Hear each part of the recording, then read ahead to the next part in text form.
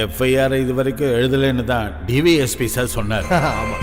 சொல்லு, குற்றவாளி ஆக போறியா இல்லை அப்ரூவர் ஆக போறியா? நேரம் ரொம்ப கம்மியாக இருக்கு, சரிதானே? ஆமாம் சார்.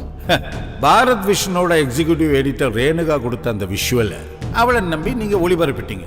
வேற எதுவும் உங்களுக்கு தெரியாது. இந்த விஷுவலை ஷூட் பண்ணுறதுக்காக நீங்கள் எந்த ஒப்பந்தமும் வேணும் கூட போட்டுக்கல. இவ்வளவுதான்.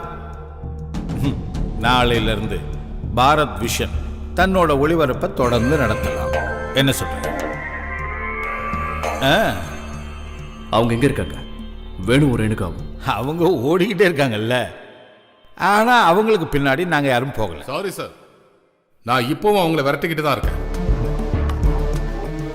அது சரி, அப்ப இதுக்காக தான் நீங்க இவரை இந்த இடத்துக்கு கூட்டிட்டு வந்திருக்கீங்களா? இல்ல சார், கமிஷனர் விசாரிக்கணும்னு.